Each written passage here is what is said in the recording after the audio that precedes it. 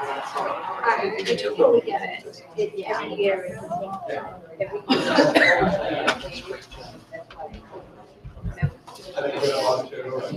Almost through. Okay. Got it. One Thank you, Joe. Okay, yeah, okay, problem.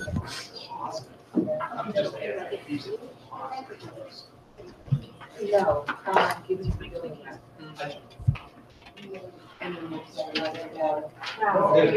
Not that you don't need to. Maybe it is reason. April of 2015. So next year will be.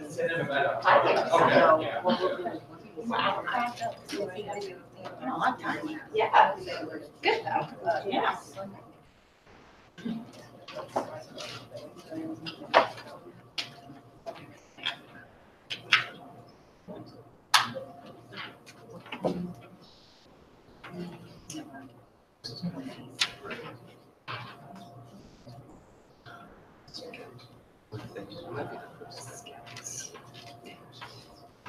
Is Phil not going to be here?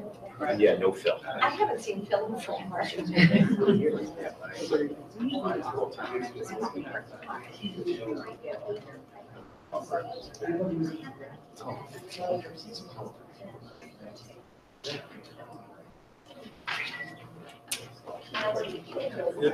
Yeah,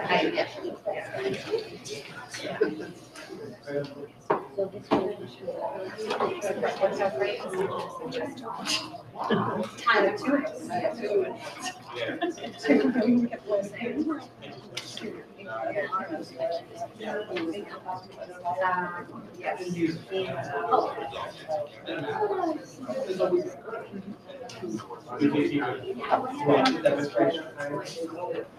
Yeah, ready whenever you are.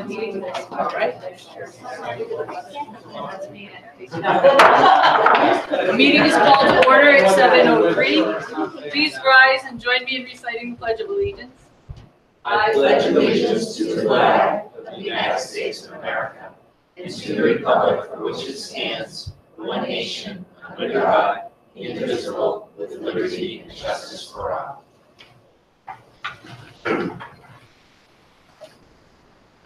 First order of business is to approve the agenda. Is there a motion? Make a motion to approve the agenda. All those in favor? Aye. We need a motion for the approval of the open session minutes of November 19th, 2018. Make a motion for the approval of the open session minutes, November 19th, 2018. Second. Second. Are there any changes, edits, or corrections needed? Hearing none, all those in favor? Aye. Right. Next, we have student comments. Lily, are you here? Yes, come on up. So this week we You can come up to the table, that'll be fine. You're always welcome to sit with us as well, you don't have to sit in the audience. So this week we participated in Wellness Week, and this was our first Wellness Week of the year. And as part of the week, school counselors brought civil community representatives, including therapy dogs, to the school. And the purpose of this was to give everyone strategies and experiences to help them stay healthy all year long. There were a lot of sessions offered during extra advisory sessions. Some of these focused on artwork, creativity, relaxation, and physical activity. The week started with Warrior Wind Down Week, which there was no homework for any of the students. And then as the week progressed, we had different themed days such as Tech Free Tuesday and Workout Wednesday. And this year we included a wellness fair that took place on Friday. And personally, that was one of my favorite things of Wellness Week because it was just like a big session where a bunch of students and others could just create like a stand and like display this things relating to wellness and such as nutrition, physical activity. And there was one stand where you could spell out your name using exercises, and another where you could create your own tea bag. And I thought that was pretty creative and fun. So this last Wednesday, we had a school-wide concert, and upcoming this week, we're planning on hosting it. We're going to use a different schedule that day to provide enough time for new musicians to perform their winter concert. And while the concert is going on, all teachers will work together to focus on interdisciplinary learning projects. And during that time, teachers will be treated to a breakfast that is hosted by Nipmuc Together. On Wednesday afternoon, we'll have a lead learner meeting, and Nipmuc is hosting its December lead learner meeting. And this will focus on community partnership projects. A variety of professionals and representatives from the community organizations will participate in the meeting. And the goal of this meeting is to create projects that allow students to learn the curriculum while also taking on a project that supports the community organization of a company. The hope is to create a partnership for each discipline by the end of the day on Wednesday. The portrait of the graduate is the last thing that Nipmuc is planning on working on. And on December 18th, Mr. Clements and Mrs. Moran are planning on hosting a full day workshop that focuses on creating a definition of success for each aspect of the portrait. And the day is designed as a workshop for about 25 students and whichever teachers are interested in participating. And the hope is to create a reflection guide and criteria for success that can be used by all the students. All district administrators have been invited to the last hour of the workshop, and the student-led work will take place on the 18th. It will be shared by the teachers after the session, and this will take them to the next step of adding their feedback. And in addition, this year's 21st Century Learning Conference will be directly linked to the portrait of graduate, and all sessions offered are linked to the aspects of the portrait. And students will be asked to reflect on how the conference sessions will help them explore the portrait. Nipmuc is excited about having this formal tool to assess progress with the portrait of the graduate by the end of the year. Thank you. Thank you. Very busy few weeks. We have no one on here. All right. Next item on the agenda is community comments. Anyone from the community who wishes to be heard at this point? Feel free to be Would you like me to yell or? You may come forward, whatever you're comfortable with. How about a chair over here, maybe? Sure. That way we can hear. Hi, Dave Ross. I live here in Upton. My daughter goes to Memorial. We asked recently about adding a piece of equipment to the playground, a buddy bench. Administration told us the problem was that the school department does not own the land that the school is on, and therefore the school department is not in charge of the playground. It would be the Parks and Recs group would be in charge of that piece of equipment at the school. I checked with the town manager and he was surprised. He thought, although yes, the town technically owns land, the school department could decide what equipment out the playground. So I'm just trying to find out what's the process in going forward and potentially adding a piece of equipment to the playground.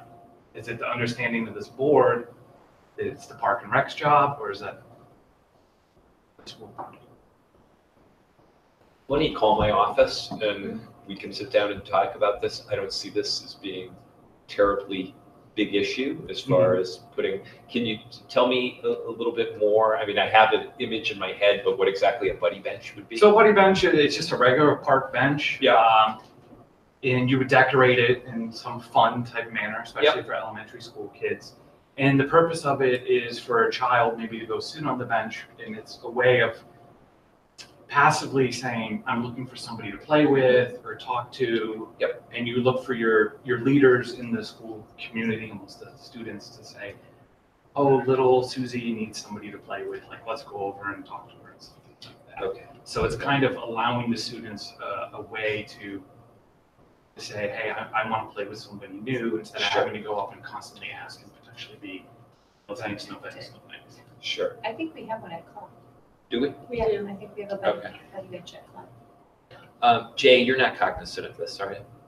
It's the first I've heard of it. Yeah, so I'd be happy to discuss this in a lot more depth with you. Please contact my office tomorrow morning and we could sit down and we could talk about it. I think there is a little bit of accuracy in the sense that technically, yes, the town of Upton does own the land, but however, the school district does have the authority and autonomy to make decisions regarding things like playground equipment and so on. So I'd be more than happy to engage you in that discussion. Great, I just like to do whatever we can to make it happen. Absolutely. It sounds, at face value, sounds like a wonderful idea. All right. Great. Thank you. Thank you. Thank you.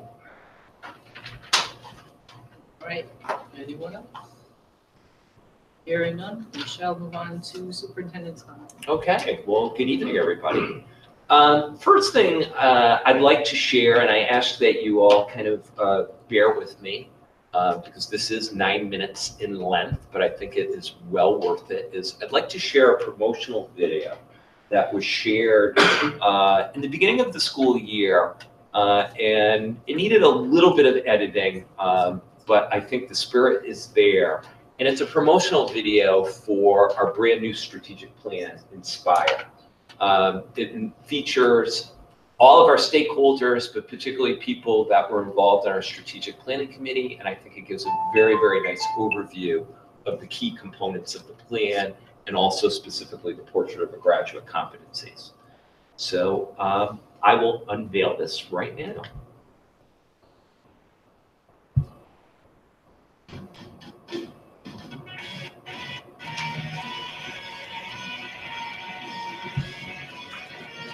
My name is John Macy. And I'm Michelle Godfrey. I'm Jimmy Thrust. Hi, my name is Kathleen Douglas. Hi, I'm Eve Kern. Hi, I'm Ryan Cohen. I'm Jennifer Mannion. I'm John Clemens. My name is Mike Rubin. My name is Marianne Moran. My name is Diane Duncan. I'm Joe Rorschach. And I'm a principal. Ms. Cohen. I'm a parent, Mendon, principal at Mendon-Upton Regional High School. I'm a senior and I'm a state officer for DECA. I'm a history teacher at Fiscal Middle School. I'm a senior and I'm president of my regional students. I'm also the president of the Mendon-Upton Education Foundation. And I'm the associate principal at Mendon Regional High School. And I'm the assistant superintendent, and we are members of the Mendon-Upton Strategic Planning Team.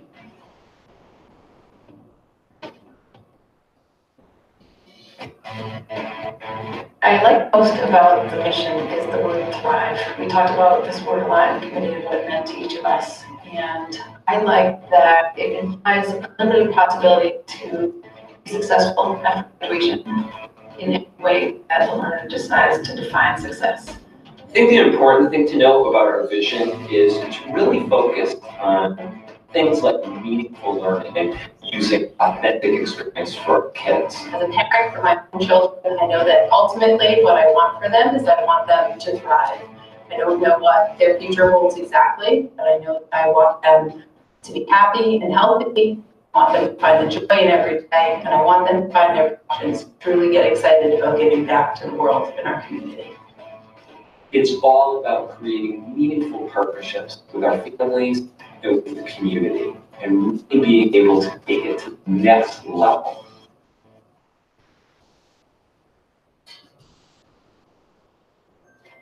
What I'm most excited about when thinking about the portrait of the graduate is that it provides a K-12 guide for what teaching and learning looks like in this district.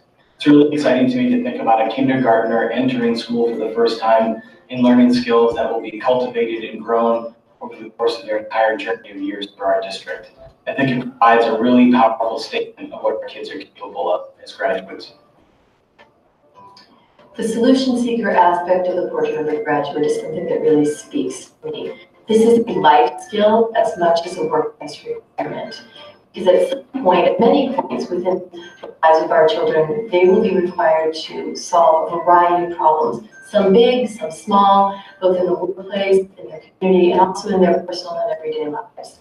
It is our responsibility to ensure that they have the tools and skills needed to be able to solve these problems, and that they are able to start practicing being a solution seeker from the very earliest ages. So I think one of the skills that resonates most with me is that being an effective innovator and an inspired innovator. Our students are going to fail at more things than they succeed, and they're going to use that as an opportunity, we hope, to pick themselves back up and learn how to do something differently and to think about things differently. And you know, what a great way for teachers to model as well, and that we use our feedback and we use each other to reflect on our practice, to get better at things.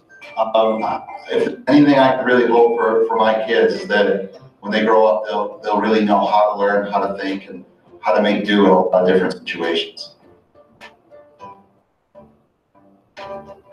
I think the mindful learner aspect of the portrait of an MERSD graduate is important because it puts an emphasis not only on the student's education, but also their emotional and mental health. I think this is important because it's something that not all school districts put an emphasis on. And no matter how great a school district's education is, if a student doesn't feel that they're in a stable place mentally, they won't be able to learn to the best of their ability. The aspect of Portrait of a Graduate that resonates the most with me is the mindful learner. I think all of our students are diverse learners, but they're just diverse people. And we have to talk about what they need socially and emotionally so that they can be better prepared to be academic learners. I am so excited about the global citizen competency that's in our plan. I think about global citizen, I do it locally, as far as globally within our own community and valuing and respecting diversity and diversity of opinion. And then in the larger picture, global citizen of our students being able to connect, interact with their peers and expertise across the globe. That truly makes for powerful learning. One aspect of the Portrait of a Graduate that I really liked and what resonates with me is the effective communicator. Now that's one that, a skill set that we are continuing, that we've been working on for years. But what I really like about our new portrait is the fact that it's involving multimedia technologies, and it's also including a variety of forms and contexts that we want our students to be communicating, and I think that's a big difference. I believe the collaboration aspect of the Portrait of a Graduate is important because students will need to collaborate in their future no matter what path they take. As an involved member of DECA, I've seen how collaboration is very important in an outside setting. And in this collaboration that the district has implemented this far, I've seen myself grow as a team player, and I look forward to seeing how our schools implement collaboration in creative ways in the future.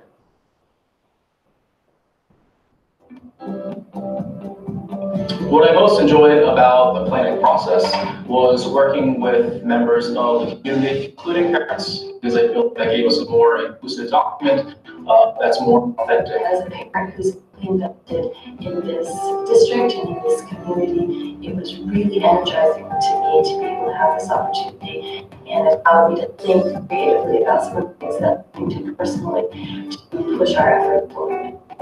The part of the process I enjoyed the most was creating the MURSD Portrait of a Graduate.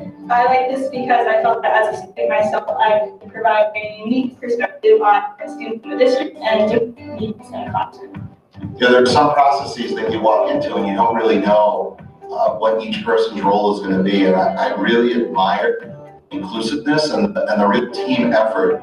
And when you get a chance to really read through the final product, you look at it and you get a realization that it has so many different people's handprints and fingerprints on it, but they never lost sight of the students of Mendon-Upton at all.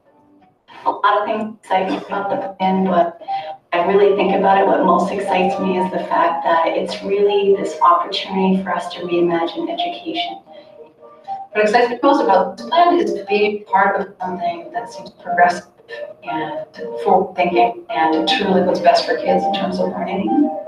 I especially like how it refers to learners, doesn't specify teachers, students, administrators, staff in the district, because truly, although students are our focus, if we don't have everyone on board as learners, then we can thrive. I think we are taking a risk and thinking a little bit outside of the box of how we're going to educate our kids. Not many schools or districts are doing the type of work that Mendon-Upton has detailed in the strategic plan. It excites me because I see it as a call to action to challenge the status quo, to challenge so many of the structures and practices that have been in place in our schools for many, many years that might not be quite so effective in giving our kids what they need for learning in a modern context. Part of the strategic plan that I love the most is that it creates a bold, aspirational vision for learning in our schools. Through the plan, not only will our students achieve academically, but also become a little more curious, be creative, become motivated, get inspired. In short, I think it's a really powerful vision for learning. I'm proud to be a part of it.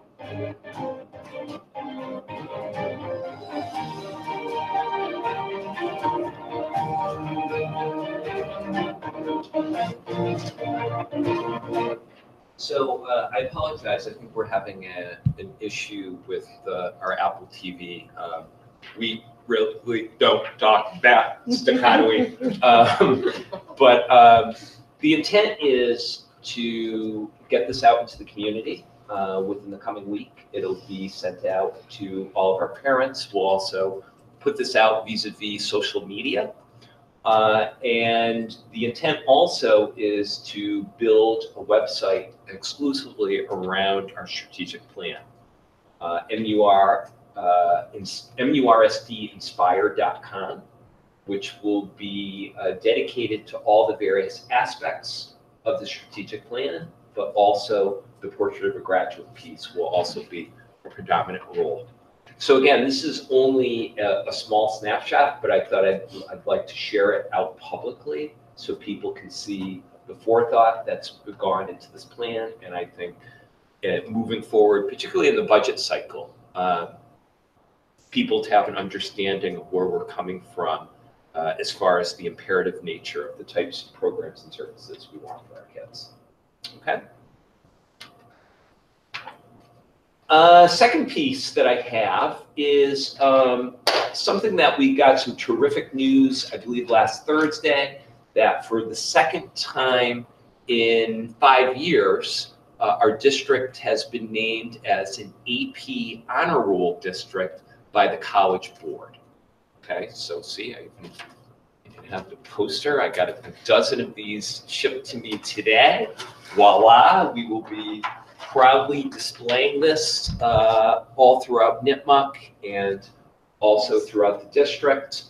That for 2018, we are actually one of 373 districts across the United States and Canada that has been recognized for excellence in AP programming. And to be specific, the excellence is defined as not only how well the students are doing, but how many students are actually accessing AP coursework. So to put things in perspective, they look at a 3-year continuum. In 2016, we were doing actually quite well. 311 tests were administered to 155 students here at Nipmuc. And then this past spring, it's a total of 390 AP tests were administered to 197 students. So that's a real statistically large leap that we have. And again, and I know John Clements passionately believes this, a high tide raises all boats, so to speak. And when you hold students to that very high standard, more often than not, they live up to it. So in our percentage of students who had qualifying scores of 3 or higher also went up by approximately 3% from 69.5% to 72.1%, which is excellent. So I think it's a huge testimony, first and foremost, to our teachers here at Nipmuc that work very, very hard. Being a former AP teacher myself, it is not easy work at all. But I think it also plans backwards, going back even to the elementary level and giving our students what they need. So hats off to our staff and our students. I think it's a very nice designation. And last but not least, you do have in your packet the most current year-to-date expenditure report for the current fiscal year. Jay, is there any line items that you'd like to highlight? Not really anything specific, one maybe, but we continue to be challenged by building maintenance issues all throughout the district. The only line item I would point out to is water and sewer at Clough School. The DEP has told us we need to replace the entire, pretty much all the equipment that's related to the water treatment system, even though what we have is working perfectly fine. We're about 14,000 over budget already, and I anticipate at least another 20 to 30,000 going into that system before it's all said and done. And it's just basically putting in new equipment in place of the stuff that's there. The water hasn't changed. The water's tested every month, just like it is at MISCO. It's fine. But I think they felt the equipment being 12, 14 years old, it was time to just put new stuff in. So that's what we're doing. Other than that, just we're plugging along. And that's what I've got. Next, we have subcommittee updates, the superintendent's evaluation subcommittee. Sorry, I was just looking through this budget. So we met on Monday and Joe presented his plan for this year. And we talked a little bit about each item, which you're going to talk about tonight.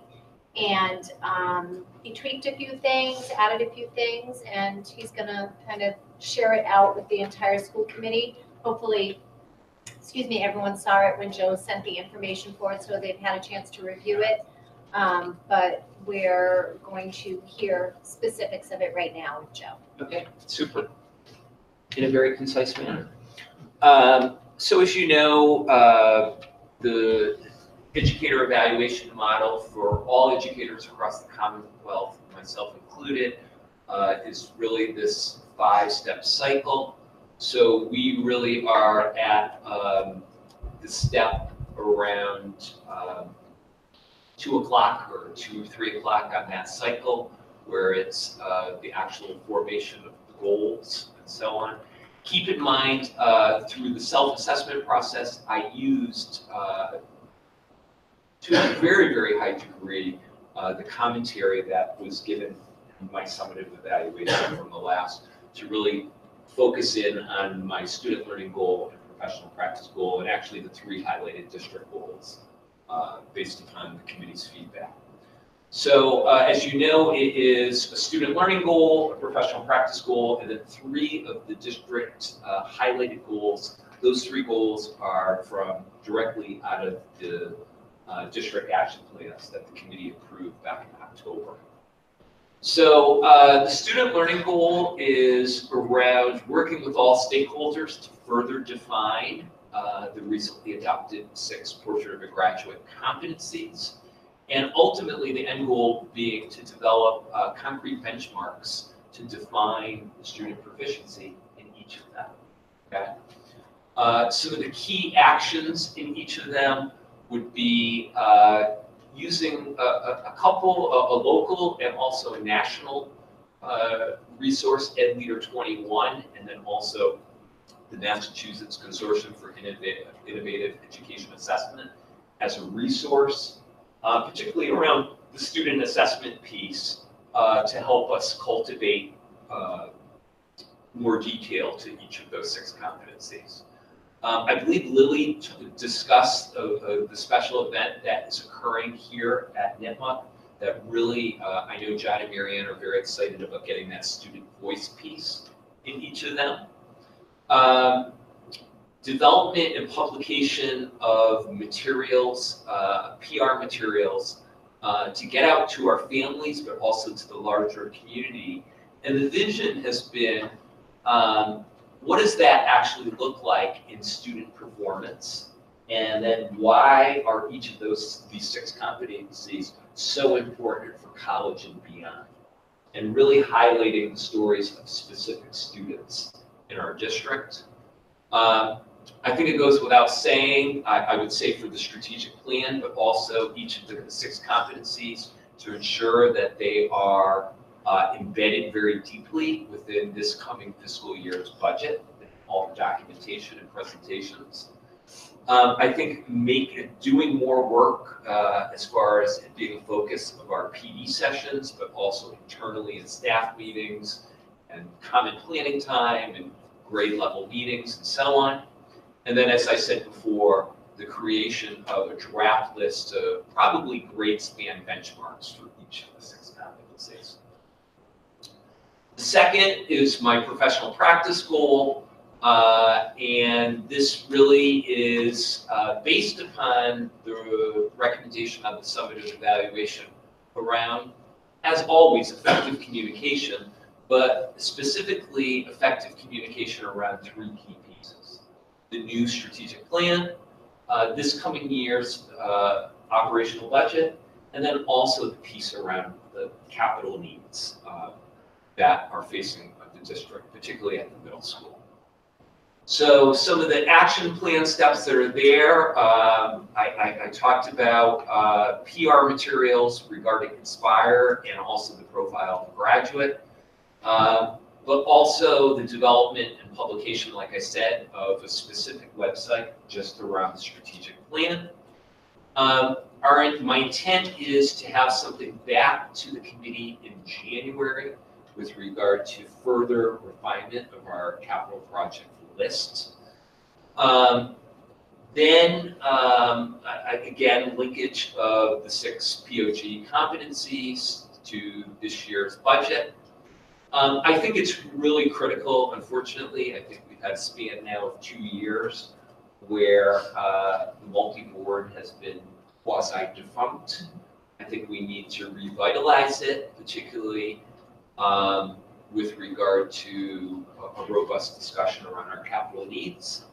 And then last but not least, submitting a statement of interest in the Mass School Business Authority's Accelerated Repair Project, and really focusing it just on MISCO. I had the opportunity last month to have a very good conversation with the Assistant Director of MSBA about pragmatic tips in submitting an SOI. I know we put in one last year that kind of looked at the high school's roof. It turned out the feedback was we got very, very low points in the prioritization of it for the simple reason that there's a lot of other roofs out there that were much worse. And believe it or not, they consider a 20-year-old roof to not be very old by their standards. So that's another story. But I think being strategic about an SOI is incredibly important. So, and then last but not least, again, I won't get into the details as far as action plan steps for the simple reason that they're there in front of you, but we also discussed these back in October. Goal number 1, providing coherency and consistency with homework strategies, really is about following up on the work of the whole and getting ongoing data and feedback about best practices with homework to make sure that it's commensurate with the new guidelines. The second piece is around improving school and classroom communication with our families and ensuring that there's greater consistency amongst our schools, but also in between individual classrooms, ensuring that there's effective communication between our educators and families. And then the third goal is around providing tiered SEL supports and interventions. And again, I believe that last meeting we had Jan and Deb present around a lot of the great work that's been going on with regard to the PBIS programs at the elementary levels. So it kind of really speaks to, from a district perspective, what's happening with regard to supports and interventions for our students. So last but not least, the timeline as we typically do each year, and this is at least the mid-cycle because of extenuating circumstances, and we got a little bit of a late start. What I'm proposing is to have the mid-cycle review at the meeting of March 25th, which would bring us approximately about 4 months out from here. And then the summative evaluation to be when it typically is, usually in that mid-September range. So reported out on September 23rd. Okay, so that's very quick. That's in a nutshell. If anybody has any questions about the specifics of the plan, I'd be happy to address it. I think Sean. Yeah, so when we had talked about SEL, we had talked about having some sort of consistent feedback mechanism with the students, with the parents. Have you considered that as part of the plan, having some sort of survey capability there? Yeah, so I probably in the portrait of a graduate development, and I can be a little bit more explicit about the key action in number 2. The vision is to have a mechanism of quick push surveys vis-a-vis, in all likelihood, it's going to be through text messaging capability, using specific sample sizes. Right. So not necessarily doing a whole school or whole parent group. So if you look at key action number 2, it kind of talks about obtaining data on quality of school programs and practices. Mm-hmm. So that's really what I'm referring to there. If you want me to be more explicit about including SEL structures or practices, I can certainly do that. Yeah, that's great. That would satisfy. Yeah. I just want to comment on the goal 1 and goal 2. I'm so excited about those 2 things. Oh, thank you. Because I think you've really encapsulated the goals and the line items very, very well. You can see the growth through the last couple of years. So my compliments on those. Those look really exciting. Thank you. On the homework goals, I don't know where to go exactly on that. My feeling is, from the work that's been done, it's an awesome step forward from where we were.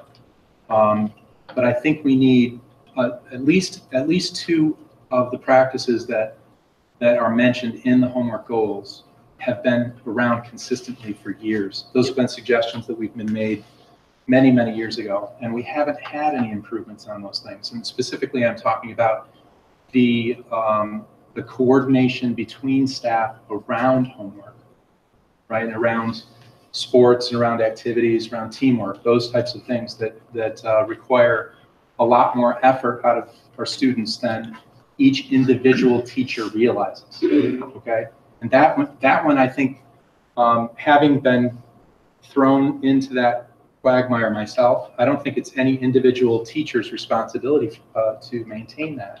And I think even though every teacher I've talked to has tried in earnest to accomplish something that was best for their students, we still haven't been able to coordinate anything as a district. So I think we need something a little bit more formal so that the district supports the teachers in their practices around giving homework on, let's call it off days, or on a homework schedule, or on a very simple framework.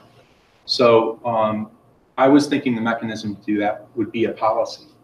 So that's an example. I know in Marine's guidelines, I think you said where possible, coordinate homework schedules where possible. And I think that's a little bit too loose. I think we have to take a more concerted effort to do that. Mm-hmm. So I'd be happy to discuss how we accomplish that. I think there's, in terms of how we give out homework relative to if any kind of mistake happens relative to the amount of homework that we're giving out, and this is a complicated topic, which is why I'd rather discuss it. Yeah. But just as I'm throwing something out there. I mean, I'm smelling a future agenda item here, Sean. Well, then maybe that's it. Yeah. Maybe that's it. But the idea there would be, if we get so much homework, pretty much by coincidence, it's not anybody's fault, but we get so much work to do that it forces the kid to stay up until 3 or 4 in the morning to get it done. That's not good. That's bad for health, and it actually creates a situation where the recovery process for that late night will now last for an entire week or 2 weeks. Sure. So those types of things, I'd love it if there was some sort of stopgap to prevent that from happening, so that we get a good kid who should be performing well, and instead they spiral downward over the next couple of weeks trying to recover from that event. But I think part of it too, Sean, is having something in place to kind of keep track of our students. Because for one student, what may bring them up to 2 in the morning, another kid might be going to bed at 9:30 or 10 o'clock. You know what I mean? And I think that kid who is staying up to 2 o'clock in the morning, we need to keep an eye on them. Yeah, therein lies the complexity. There's got to be some way that we're figuring out that this is not a good trend for this student, and we need to intervene to make sure that we can keep them in their mental health in check. Absolutely, and not only that, but are the kids homework practices even healthy for them? Are we starting to discover something about that kid's personality which needs some sort of intervention? That's what I'm saying. Yeah, Exactly what I'm absolutely, saying. absolutely. Yeah. And also, is there just a deep-seated lack of organizational skills that really could use some coaching? Yeah. You know? So, or is there a misunderstanding in the requirements for the homework? I know the guidelines address some of that. So there's so many positive steps that we've taken for this. I think we just need one more step to set some of these things in as like the borderline that we can't cross. Let me put it that way. Absolutely. Can I add something? So something, I think we're starting to roll out the guidelines right now, communicating them out, but start to have the meetings at the faculty meetings and then at different grade levels. So we have a plan to work the staff through different protocols over the course of this January, starting in January into the spring, to start getting them used to the different aspects of it and then addressing areas of need. So, I mean, I don't disagree with what you're saying at all. I would recommend, though, at least to the point of us rolling it out in the implementation plan that we have this year, we're going to come back to it and assess where we're at and what need. We know this is also it takes time when you're doing a systemic change. So we'll start to get feedback of what's going well, what's not going well later on in the year too. So I know on our end, we'll have a lot more details once we're really talking about it and starting to make some collective changes too. But we put a few things in place that will start to be implemented starting. Okay, so let me spit back what you just said because I like it. So if we say something like we're going to learn for the next 6 months based on the guidelines and the feedback and the process we're already undertaking, then we can come back and make suggestions where necessary to build policy or to build that. I would wait to see how we are able to implement it and then look to see if there are areas that you think you would want to have policy that address specific, issues or clarifications. We purposely, like I said at the presentation, tried to make it broader guidelines because they're going to be interpreted, they go into place at different levels in different ways. So that was our task to try to give some guidance, but it's possible that you may find that it's not hitting all the areas and you'd want to take a look at it. But I would give it some time for us to actually do that process first. Okay, I love that. Now, the other thing I wanted to bring up relative to this is something in the future agenda item. Okay, yeah. But I'm sitting here looking at the the alternative structured day learning. I'm really excited about this one too. All right, but you'll notice that the in the middle of this, it has assessments of how many hours each kid took to. I mean, it's right in there. I will talk about that when we get there. So here are the things that I'm looking for. Dude, you're on fire tonight. No, but it seems like a lot of this is common sense. Yeah. And I really don't blame the staff at all or the teachers at all for this. This is a coordination problem across the whole school. Sure. I also think it's just a different mindset of what homework is for. And I don't know, I just feel like there has to be a feedback loop. You're talking about monitoring it, Maureen, but I feel like the students have to be involved in that feedback loop of what is it looking like for them night to night. And I think it's such a hard thing to gauge because you're talking about coordinations across teams on how much homework they're given, and every student looks different because not every student is involved in the same classwork, from the different classes that they're taking at the high school. So it's really difficult to get that data that's going to help you improve your systems, but I think it's vital. And I'd love to see, actually, Joe, we talk a lot about surveying, but like within this providing coherency and consistency with homework strategies, something about surveying our students and making them a big part of our feedback loop, because that's where we're going to get our information. And we're doing this because it's better for students and it's better for learning. And I also think it's better for the teachers. They're going to start to, True. honestly, they're going to see so much data and so much understanding about each individual kid above just what the kid has told them. that I think their whole professional career is going to develop faster than most of their compatriots at other schools. I think we have an opportunity here to have more of a personalized learning approach and really improve our whole product, which is our education to our kids. So, Goal number 1. Okay, yep, got it. Yep, got it. Okay, sorry. That was your feedback. Yep. Monday night. Okay, perfect. Sorry. I do listen every once in a while. You listen all the time. You listen all the time. Okay. Are there any further questions or comments on the superintendent's annual plan for 2018-19? Hearing none, I'll accept a motion to approve the superintendent's annual plan. so with the caveat that we'll make the edits that we discussed? Yes. A motion to approve the 2019 plan for Dr. Moschek. Okay, any further questions? All right, the motion has been made and seconded. All those in favor signify by saying aye. Aye. All those opposed?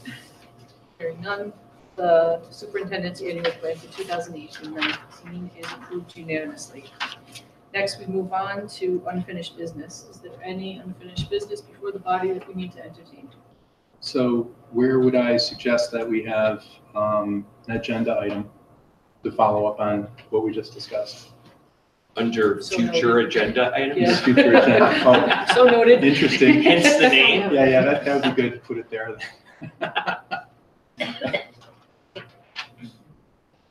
Hey, there's so many times when I can be out of order. Just experiment with it. What pieces of unfinished business that we need to entertain?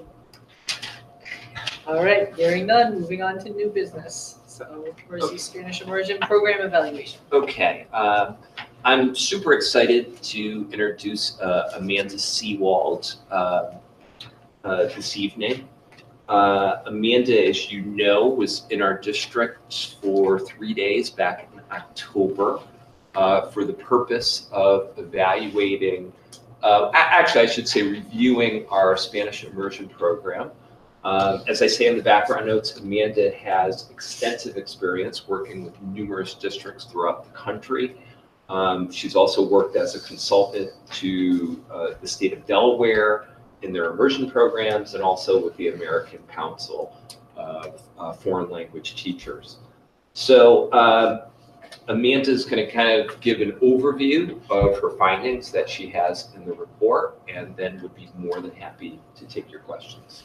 Okay, so real basic, just if you want to advance it, click to the right. Thanks. Okay. Thank you so much for inviting me here tonight. I'm thrilled to be here. It was my pleasure to visit your classrooms and to meet all of your incredible community members in October.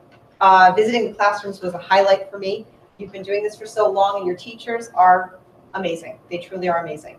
And then I had the incredible opportunity to meet with so many parents, and that's unusual for me. In a lot of districts, I don't have the chance to meet with as many parents as I was able to meet with here, and I really loved that opportunity. The piece for me that really stood out, and I'll talk a little bit more about it, was the opportunity to meet with some of your seniors, some of your students who've been in the program for so long, and to spend an entire class period talking to them and speaking with them and discussing some really important issues in Spanish, which I thought was a great experience, and also told me a lot about how important this program is to this community. So thank you very much for having me here. And the goal of this program review was really to take all of these stakeholder perspectives and approach this program as such an asset to the community and to the educational opportunities here, and think about how we can take all of the pieces that are so bold and wonderful here and improve upon them. And improve upon them in a way that expands the program, that sustains the program, and gives it the life that it needs and all of the pieces that it needs in order to continue to be successful and even to grow. Some of those pieces include curriculum and resources, looking at instructional strategies and program design, and also really strongly focused on community. And we'll talk a lot more about that. One of the other things that came up for me as I was looking at this and based on some of the discussions that I had was the concept of addressing outcomes, overarching goals for the program, as well as assessment procedures. So I'm going to try and do this very quickly. It's a long report, but I want to just make sure I share some of these ideas with you. Okay, so the first idea is the curriculum materials and resources. The great thing is that you have a lot of these materials already in place. The challenge with picking the right instructional resources for your program is always, with dual language immersion, one of the challenges is that what you think will be the mirror of what is going on at that grade level in English in that content area is not always exactly what you need in the other side, in the immersion program. Because in the second language, it's still their second language. And it's not an exact equivalence for English language, language arts, and for science and for math. Sometimes the language, the comprehensible input has to be adjusted in order to allow for the students to really grasp the concepts. So sometimes what we need to do is we need to look at what are those resources that you're using and how can we find the resources that make it so that the students can really grow in that area of learning. My suggestions in this area, one of the things that stands out is the way that phonemic awareness develops in Spanish versus English. In English, obviously the students learn about the letters and the individual sounds. We do chunking. In Spanish, it's syllabic development. And so there are some great programs out there. One of them that stands out is Estrellita, which is a wonderful program that can be used K1 to help develop stronger literacy skills. Then some of the other things that we're looking at is that the social studies, standards are changing. So we're looking at how can we adjust what the tools are being used in social studies to make sure that we have the right resources for interpretive reading growth and to make sure that it's comprehensible to the students.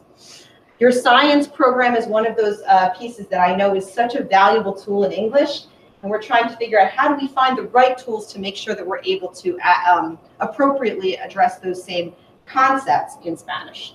So this is something that I feel that needs to happen as a committee with teachers. I think that it's something that the teachers take a look at what we've got, what exists in each area of instruction, really looks at what the challenges are that they face with regard to comprehensibility and where are the problem-solving pieces, what is the critical thinking going on for the students in each content area, and is that resource really fulfilling that need? Then I think we'll be able to move forward and just choose the right resources.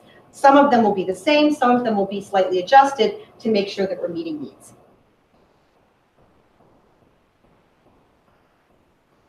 Hello. There's, Is it sometimes glitching? there's a little bit of a delay with the Apple TV. Thank you.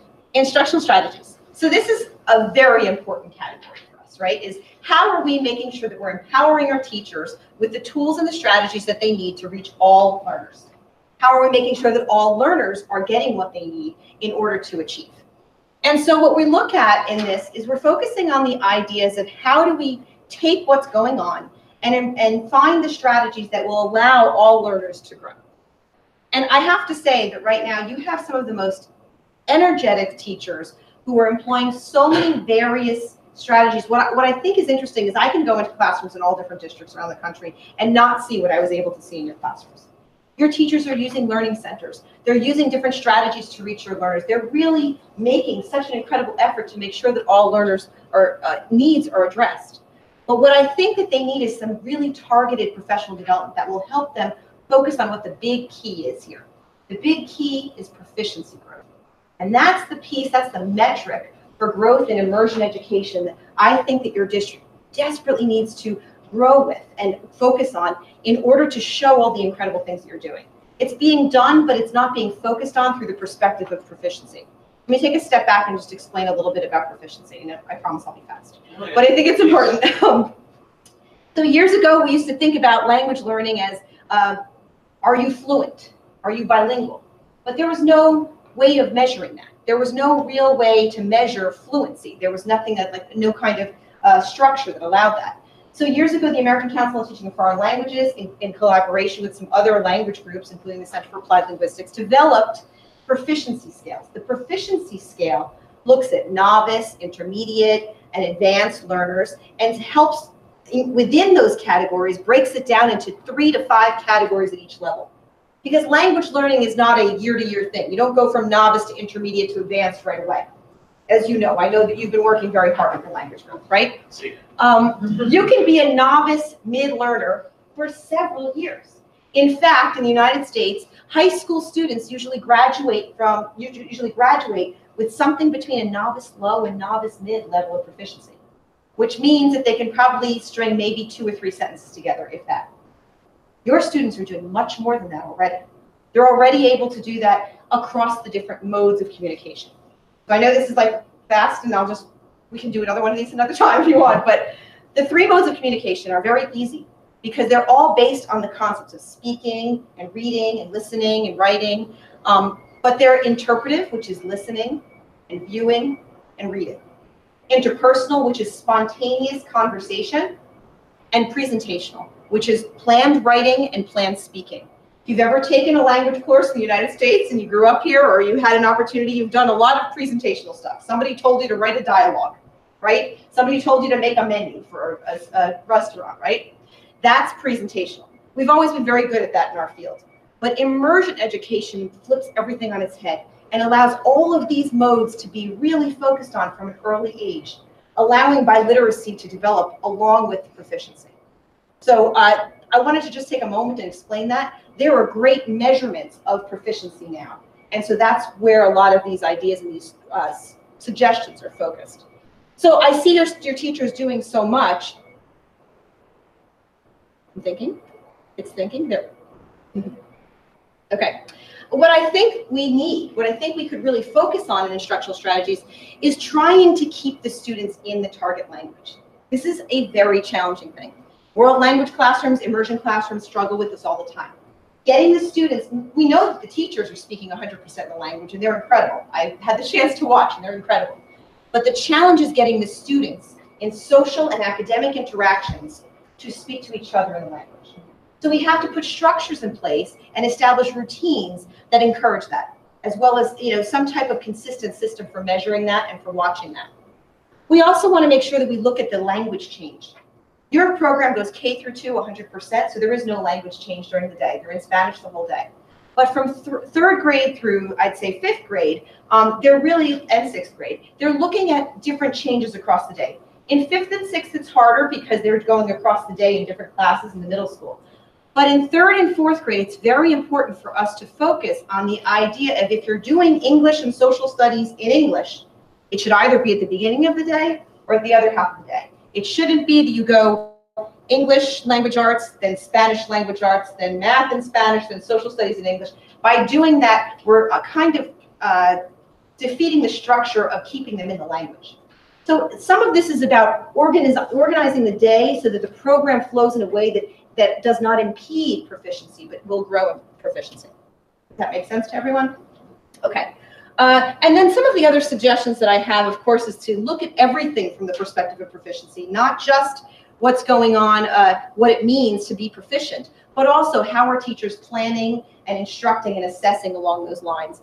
And I feel very strongly that it would be very valuable for the district to establish a relationship with a university in Massachusetts that has a teacher ed program. By doing that, you can create a pipeline for field experience, for potential new teachers, for all of these other bilingual possibilities down the road that can really serve your purposes. So these are just a couple of ideas. I feel also that the 7-8 program is a very important area for us to focus on. I think that we can build a lot more literacy in 7th and 8th grade immersion classes if we make sure that we honor their experiences K through 6. And what that means is taking all of the knowledge that they have in content learning and making sure that they're applying that in a context that helps them grow their literacy skills in 7th and 8th grade and doesn't reduce it to a traditional grammar-based and vocabulary-based experience that's based on topics. So that's something I would like to focus on as well. Now, of course, one other thing that I do want to mention is RTI and special education services. I think that your district would benefit greatly from by prioritizing this. With your human resources plans and in everything that you do, I think that the idea of having special educators available who are bilingual would make a big difference, because then the students who are in K through 2 and 100% Spanish would still be able to receive services if they have an IEP in the Spanish language, as opposed to being pulled out and have to have those services in English. And I think that that's an important factor. We're going to talk a little bit more about that when we talk about the program design in just a minute. This is a quote from a very recent study, the most recent study, one of the biggest studies ever done on immersion education in the United States. It was done by the USDOE and the American Institutes for Research. And one of the points that I wanted to focus on here is this idea of creating these goals, these proficiency goals and levels, so that there's some type of clear scaffold, and that scaffold is not only available to teachers, but that it's also important for students and parents to understand that. I know that one of the challenges that parents mentioned was really understanding what the expectation was for linguistic growth each year. And I think that that's an important consideration. The more we're all aware of what the goals are, and it's clear to the students, and in fact, it will help them grow. So now let's talk about program design. One of the goals that was discussed with me was the idea of having 2 cohorts, one in each community. Though I think that this is a very lovely goal, there is a challenge that you face when you have only one strand in any given school. This is an important, I taught in a school like this, so I want to share that I had this experience when I first began my career in Arlington, Virginia. We had one strand that was Spanish dual language immersion, and the rest of the school was regular. And really what happened was that the Spanish dual language immersion strand became separated from the rest of the school in some way, by virtue of the fact that the students needed to stay in the language for that time. But I think that that also poses a challenge for making sure that we adjust the classes, that we're sure that students have the opportunity to interact. So this is something that we have to look at more carefully and consider how we can grow it. Maybe down the road you can have two strands in each elementary school. That would be amazing. But I do think that we have to think about the way that this impacts social growth and linguistic growth for the students and how it impacts the community. So best practices for maintaining student enrollment. So this is kind of like the recruitment, retention, attrition, oh my segment. And what I want to focus on here is this idea of the 100%, which is huge. It's wonderful that you keep your students K through 2 100% immersed. It's really a great model because it does help them build a great deal. It does also present a challenge, which we'll discuss a little bit more in a moment. I think that the flexible programming, where you're moving them into more of a percentage of English and that you're dividing the content a little bit more from grades 3 through 6 is such a strong model right now. I think it really needs to continue that way and work on resource development. And then we talk about high school. And I was thrilled to meet with the administration in the high school. I'm glad John's here tonight. Because one of the most exciting things for me to learn in your community is how open you are to creating experiences, experiential learning type opportunities for your high school immersion students, for all of your students, but certainly for your high school immersion students, that again will honor the experience they have in linguistic growth, but combine that with cultural growth and understanding of critical thinking in the language. One of the pieces that I think that we don't talk about enough in language learning is that language learning is for a purpose. The purpose is to solve problems, communicate, and think in the language. So I think that that's one of the pieces here that's important. We could go on from here. Here's the piece that I think is important. So if you were to consider, there are several models for dual language immersion across the country. 50-50 model is what the state of Utah does. It's what the state of Delaware does. And there are several models like that across the country where the students learn half the day in Spanish or one partner language, half the day in the other language. 90-10 is also a common model. 90-10 basically goes from that 100% and just takes 10% of the day that is then focused on English language arts development. That's usually the way it is, and a little bit of content support, right? Mirroring, we call it, mirroring the content that's being taught in the other language. The reason why that is an important consideration is because if you were to move your model to a 90-10 model rather than 100% K through 2, you would be allowing for a few different things.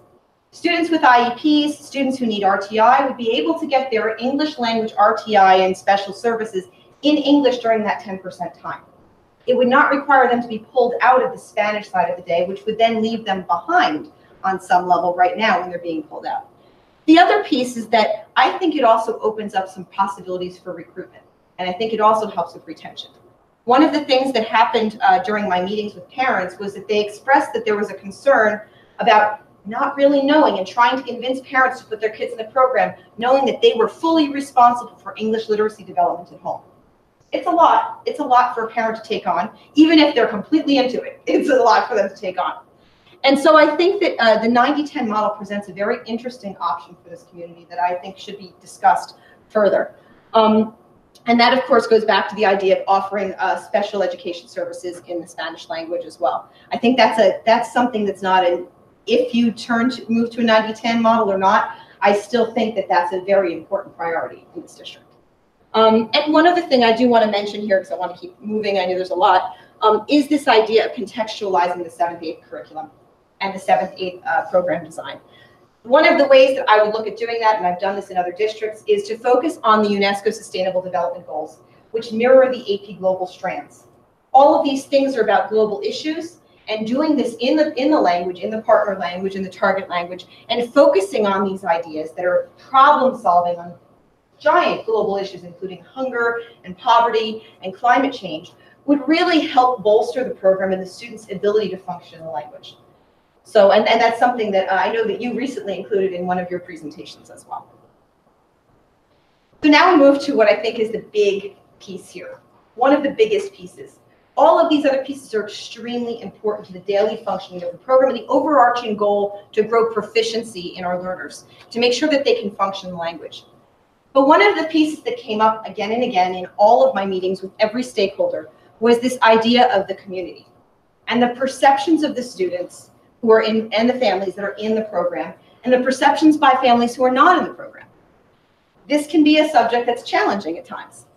But I think that you have incredible community support for this program and for its immersion in general. You have wonderful parent support, students and teachers, and everyone, teachers in the survey that we did for teachers, almost every single one of them said they absolutely love it. The line goes really high on the graph showing us that they absolutely love teaching in your district.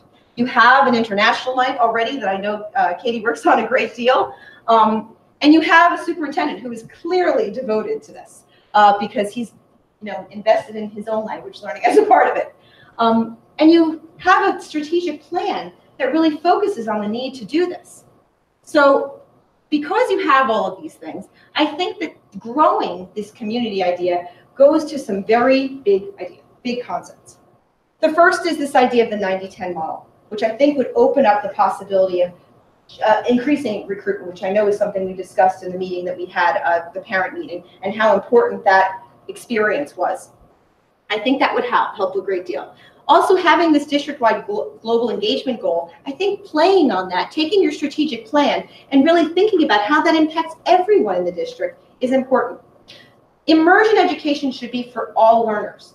And in doing a 90-10 model, or in also making sure that your entrance practices include students with learning challenges, you make sure that the program really is open to everyone. It never feels like it's closed. It never feels like it's only for certain students. And that is one of the most important things that can happen here in order to get us to a point where everyone in the district owns the importance of global learning and language learning.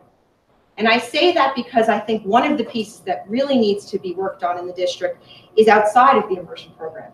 And that's the concept of world language learning from an early age in an a clearly articulated and meaningful way that's focused on proficiency as well. That starts with a FLES program, a foreign language in the elementary school program, which I know in this district has been discussed, and that at one point was an after-school model, pilot model. But I think that incorporating this for all students, so that the students in the elementary school who are in the Spanish immersion program aren't the Spanish kids anymore, but that everybody's learning. And that there are lots of things going on so that everyone's focused on how important it is to be able to communicate. I think that would change things. I also think that in the high school, in the middle school, having some type of learning minimum or clear expectation for language learning as a part of a graduation requirement would be a very important investment for you as a district. And I say that because the Seal of Biliteracy was just passed in the state of Massachusetts. The Seal of Biliteracy is an extremely important metric that states around the country are now incorporating. So students can receive something on their diploma or on their transcript that goes with them to the colleges they apply to that expresses what their level of proficiency is in a language. This is important. This makes a difference. And the reason I can tell you it makes a difference is because I worked on getting this signed into law in New Jersey. And the minute we got it signed into law, the next phone call I got was from a real estate agent. And I said, huh? And they said, well, we need to know which districts are offering the Seal of Biliteracy as an option for students who are going to graduate from the district. And I said, can you tell me what you're going to do with this information? And they said they're going to write it into all of the profiles of the districts so that when people come to move to the area, they can see that as an asset to moving into that district. I think this is something bigger than what we can even think about. I think that having that global focus and thinking about that will help all of your students in the district, not just the immersion students. And of course, I think that efforts to mix the students at an early age would really benefit the schools. You have a one-way dual language immersion program. That means that all of your students primarily are native English speakers. And this is a quote from that same study. Even though one-way programs don't have the built-in linguistic diversity that you would look for in a two-way dual language immersion program, paying close attention to the social context of things, making sure that we're paying attention to the ways in which we're getting our students to socialize and think about global learning and language is a very important piece of success in dual language immersion, especially in one-way dual language immersion. And giving the experience of multilingualism and cross-cultural understanding to every student in the district, I know is a priority here. So that's a way that I think you could really even improve the profile of the program. And finally, the last section is addressing outcomes and assessment. It came to my attention as I did this that you are not doing proficiency assessments. And there are standardized proficiency assessments that can be used. The Apple assessment, which is created by ACTFL, the American Council of Foreign Languages, and the STAMP assessment. Both of these assessments are being used across the country. They are also acceptable tools for demonstrating biliteracy growth for the seal of biliteracy. These can be done not only at the high school level, but at different intervals at elementary and middle school. Then we can usually look at different aspects of learning. It could be that we're just looking at interpersonal listening or interpretive listening or interpersonal speaking. It could be that later we're looking at presentational writing. But that what we're trying to do is assess where students are at each level, set goals for those levels, and then continue that consistent process of assessing in that way. By setting up a plan or looking at these assessment tools with a committee of teachers, I think you could find that this will also impact instruction and planning and really make a difference in the way that we motivate our learners. Not specifically for the test, just the opposite. The way that these tests are designed, it's not a content measure. It's a measure of how you function in the language. It's a measure of what you can do with language. And you can see that the feedback that is given by the providers of these tests really are very specific indicators, specific progress indicators that not only tell you, and you can see samples of these online, by the way, you can see the reports and the actual tests online. That it doesn't only tell you where your student is on the novice scale or on the intermediate scale, it also tells you what the student needs to do to move to the next level, which is some of the most important information that we can get as parents, that your students can have, and certainly that the teachers can have in order to move them forward. And finally, the last piece is this idea of a digital portfolio system. There's a program called Linguae Folio, which was developed to track linguistic development of students over the years. A Linguae Folio is a great tool. It's not the best tool, but it's that concept of a digital portfolio that we can work with to develop something specific to your needs so that we track student growth and proficiency and what they're able to do with the language over a longitudinal period. And I think that that will make a difference in the way that your students are able to show what they know, feel proud of what they're doing, and certainly when we think about attrition, I think you'll see less attrition when you have a way to demonstrate the student's growth and where parents can see it and students can see it and they feel motivated by what they're doing. And the last piece is, of course, educate your parents about proficiency. We all need to learn about it because it's not something that you walk around knowing. The 3 modes of communication is something that I know because it's something I talk about every single day. But I can tell you that from the teachers to the students to the parents and to the administration, it's important for proficiency to be the goal here. And if you look at everything through the perspective of proficiency, I think you'll see that what you're already doing is quite exceptional here in the district. And we just want to be able to show that and grow that. Finally, right here, I have some research, current research in the area. These are all live links, and I'm sure that you can share the presentation. And any questions that you have, I think you'll find. The last one here is called America's Languages, Investing in Language Education for the 21st Century. This was a congressionally commissioned study done by the American Academy of Arts and Science, and it was a bipartisan commission from Congress to do this study. It was the first one in over 20 years of language study in the United States. Very valuable to us in our field. So, and beyond this, you'll see that we did three surveys, and the 3 surveys were of teachers, students, and parents. And the results of those surveys, some of the information from those you'll find past these slides right here. I'm not going to take you through all of them, we don't have time.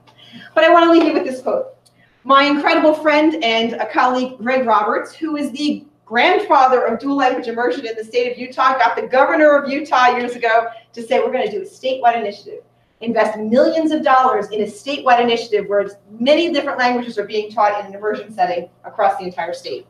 And he ran that program for years, recently retired, and he's now working with the American Council of International Education to promote dual language immersion and to start that dual language immersion alliance, which I would hope that your district will join. This is his quote, and I think nothing is truer than this. If we can give our students the gift of communication and critical thinking in another language, then they're going to be able to succeed in anything they try to do.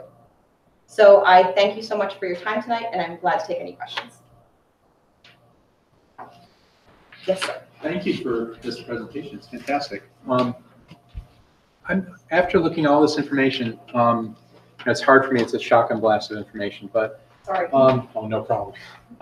It's more my fault. What do you think that we're doing that is unusual? And what I mean by that, unusual in good ways or bad ways. So is there anything that we're doing that's innovative, for instance? One of the things that I think, well, first of all, your exchange program is extremely innovative. The fact that you're not only doing it by taking the kids over there, but that you're incorporating this exchange across the different age levels and during the school year, I think is extremely important, making those connections.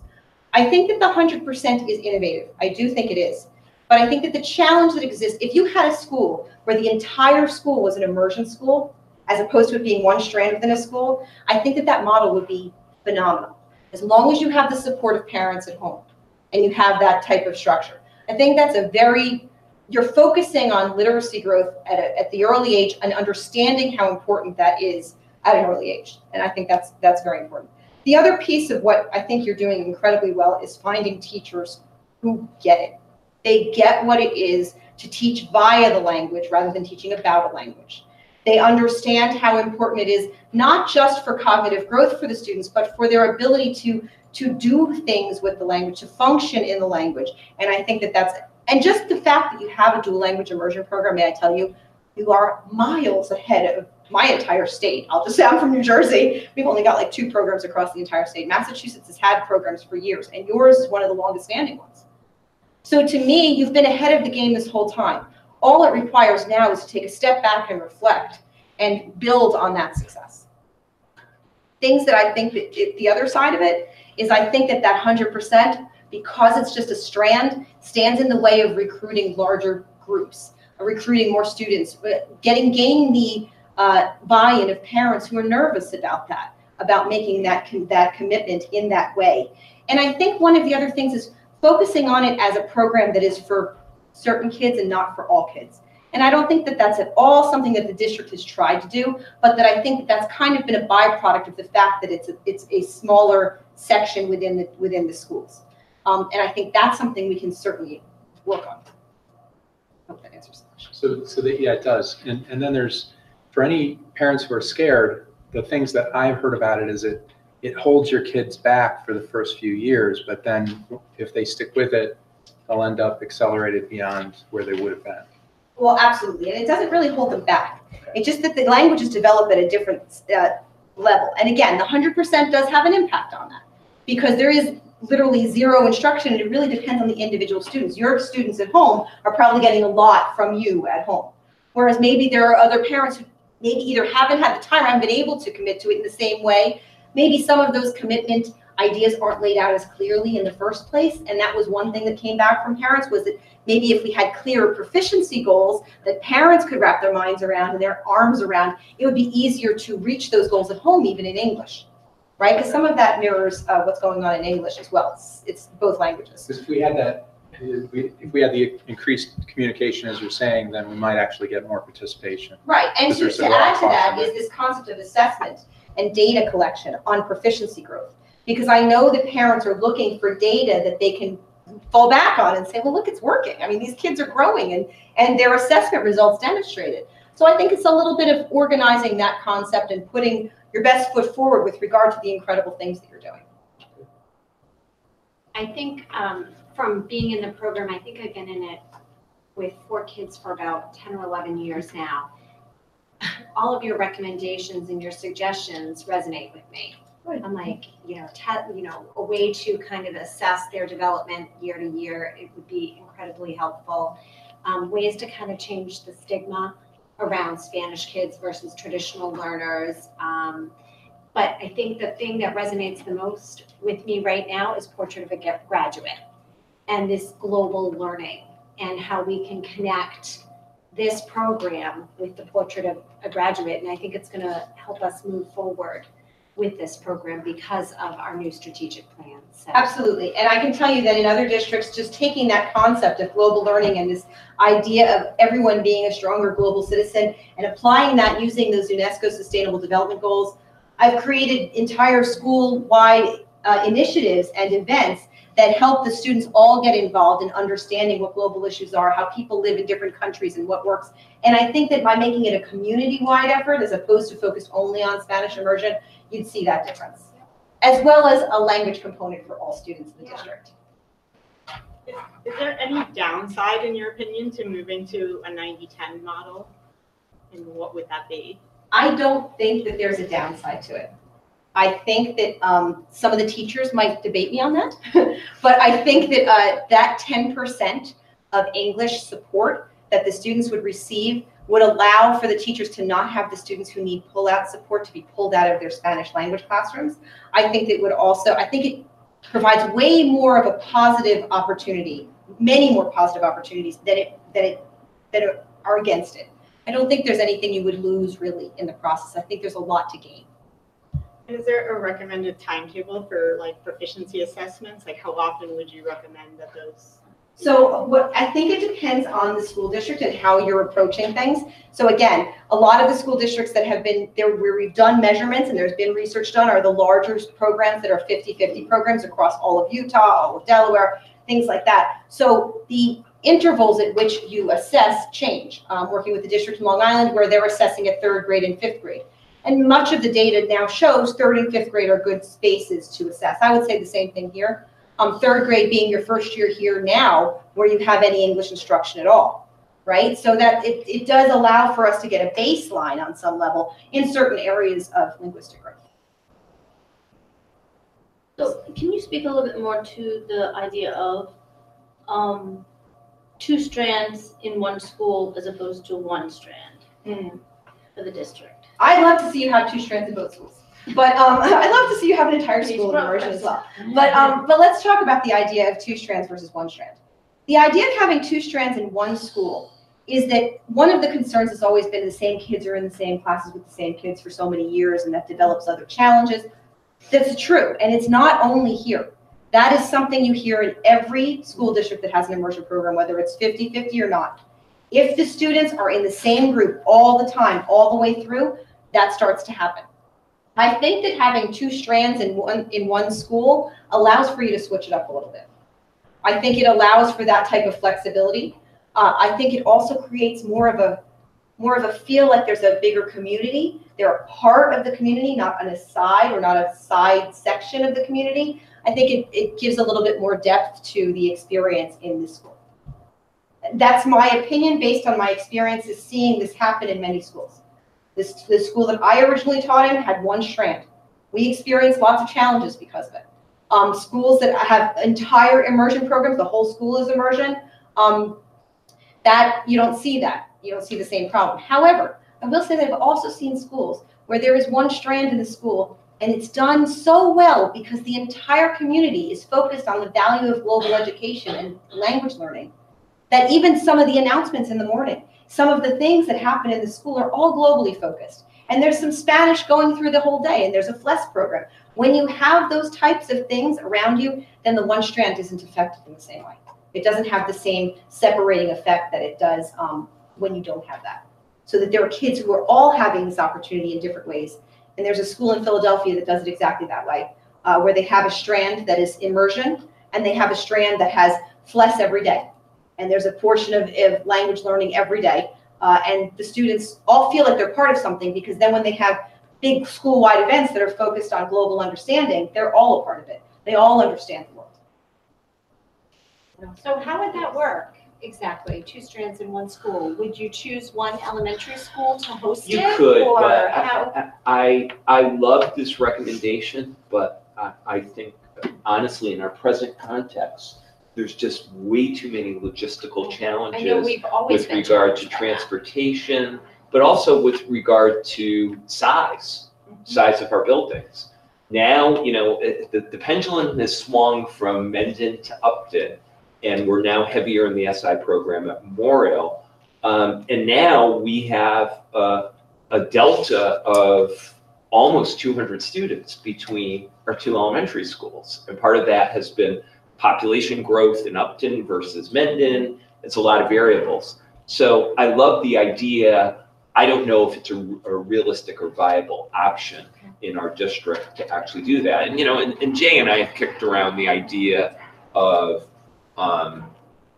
you know, what if you take the whole program and have the whole program just at MISCO? Great idea in theory, but then you get into the consideration of, well, wait a minute, they're going to be at MISCO, and then they're not going to be with their same age peers that are not in the program. So, you know, in a perfect world, yes, 2 strands in 1 school, and we'd have a lot more space. I don't know realistically how viable it is. If you recall, a matter of 4 or 5 years ago, we were predicting a nice gradual decline. And if you guys recall, a decline in student population, I think because of some of the successes that the district has had, actually in the last 2 years, we've had an increase in student enrollment. So I foresee that being an ongoing challenge. I want to share one thought about that as well. I think it's important. If you were to keep it with 1 strand in each school, which I understand why there would be a need to do that, I think, again, you've got the other support mechanisms. The expectation that the whole community is invested in the idea of global growth, of language learning, would be one of them. The other thing is that from 3rd grade up, you have the opportunity for the students learning if they're doing social studies in English and English language arts in English, there is the opportunity for a collaborative approach to instruction that allows those students to be in English language arts with some of the kids in the rest of the school. And that does also help with some of the social context and some of the challenges that the community faces with regard to the separation of the students. So there are other ways to approach it. There are several pathways I think we have, but those are just some suggestions that I think would work. Ideally, every kid in the United States should be in an immersion program. Yeah, that's great. So where do we go from here? I think we'd be very well served, and myself and Katie and Amanda were kind of kicking around this idea.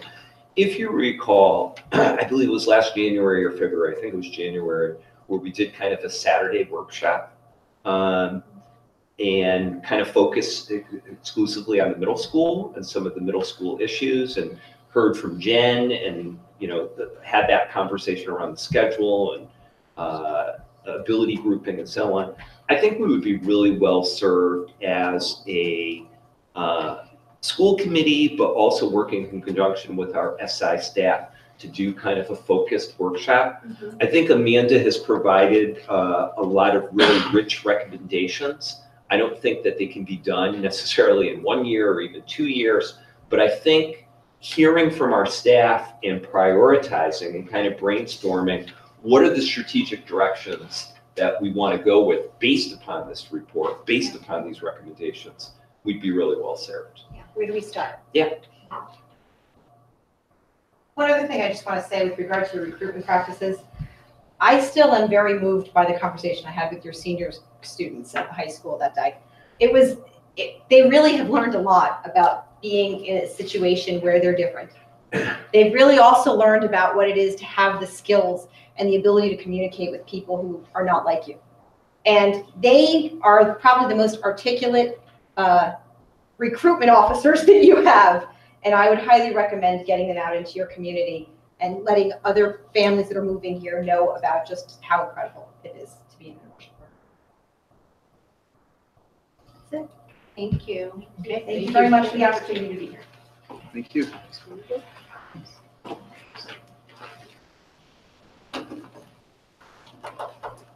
All right.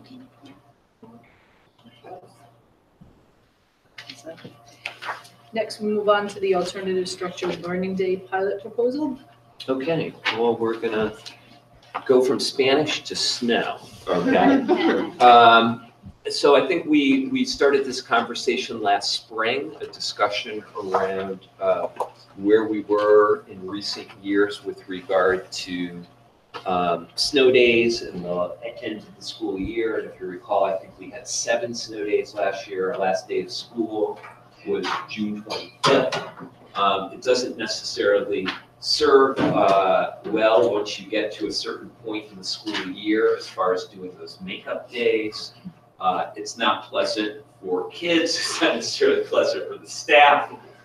So based upon your charge, we've put together a committee to kind of look at, and I intentionally will not use the term blizzard bag, instead it's ASL, Alternative Structured Learning Days, in the proposal. So we've had the opportunity as a committee to meet 3 times, and I'd like to share, for your feedback and hopefully approval, the proposal that's been put in place.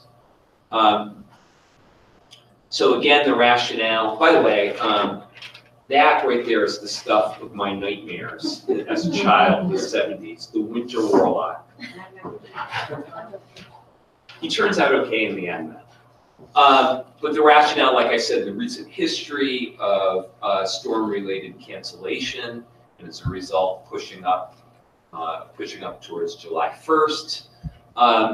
As we talked about last year, a change in tone with a new commissioner, basically saying, look, the decision for this lies in the hands at the local level with the school committee. This is not necessarily a State Department of Education decision, which, to be honest, was a pretty dramatic shift from our previous commissioner. And then, as we discussed last spring, I think the reality, and this came up a lot from our parents on the committee, the reality of today of working from home and just digital presence everywhere. So the state defines ASL, or Alternative Structured Learning Programs, really as something that involves directed or independent study, technology-assisted learning, and so on. And again, I think the key piece is they say that this is in the domain of the school committee for approval. So the analogy that they always use is out-of-state field trips and so on. The kids are not in a traditional classroom, in that structured learning. It's an alternative structured learning program.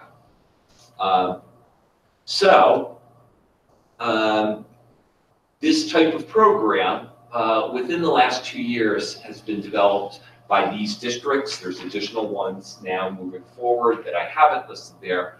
As you can see, it very much started out in the western part of the state, particularly up north in what is finally referred to as Hill Country. But you're also seeing, Burlington, Melrose, Milford is going with a pilot this year. Other districts starting to look at this very critically. So the Department of Ed does say that school committees, in approving a plan, has to take into consideration, I believe it's 6 parameters. And one, coming up with some basic guidelines of when this type of plan is going to be activated, and ensuring that you have appropriate notification to all of your stakeholders, your students, your staff, your parents, obviously. That in assigning work in lieu of a snow day, that you have clear parameters, clear due dates for all assignments, and that you still have some type of mechanism to offer supports in lieu, in the case if a student's having difficulty. And then you do some type of survey or evaluation to evaluate the effectiveness of the program. Okay. If you are doing some type of distance or online learning as part of this, you should have some type of consideration that your students have devices and that they have appropriate internet access. that you are making some type of provision for services to students, special services to students, including special ed, and that there is some structure in place from a guideline perspective that your teachers are available on the day of the ASL program. So with these kind of parameters in place, our committee kind of came up with some basic guidelines of what this would look like. Like I said, we had 44 parents and students who convened, and then we kind of boiled it down to a smaller working group of 18, and then brought it back forward a week ago to finalize the guidelines that you have in front of you. So what does this look like? Okay, so really similar to a lot of districts that have gone with this, we've made the decision that for grades K through 4, it should be a traditional paper-based assignment where a folder goes home with the student. And for our kids in grades 5 through 12, it would be some type of online assignment that would be posted to Google Classroom. We said for maximum flexibility, it could be one of any 3 types of assignments. It could be something that would be considered to be enrichment, okay? That it might not necessarily be in the scope of the curriculum that I'm working now. But say I'm Dan McIsaac and I'm teaching US history, and I found this amazing piece on the causes of the Civil War, a different perspective. And I'm not necessarily at that point in my curriculum, but I find that this is a really great read for my kids, and I want them to write a short reaction piece to it. I can use it. Second piece might be a typical assignment that I was going to give to the kids anyway, that fits in the scope sequence. Or third, it could be part of a larger project kids are working on it. So we see those as maximum flexibility. For all kids, actually, K through 4, we've put in the caveat that it would be assignments for classes that the kids would only have that day. Okay, so here at the high school, where we've got to schedule 7 periods to drop, if the student is dropping that one particular class, then they shouldn't have an assignment for his class. Okay. Duration, and I think this is what you were alluding to before, Sean. I think it is reasonable to say, okay, for K through 2, the assignments that are given should be a total duration of about 1.5 hours to 2 hours. For grades 3 and 4, 2 to 3 hours. And 5 through 12, so middle school and high school, 30 minutes per subject that they would have had that day. I think we could have a healthy debate about, is this too short? Is this too long? Is it just right?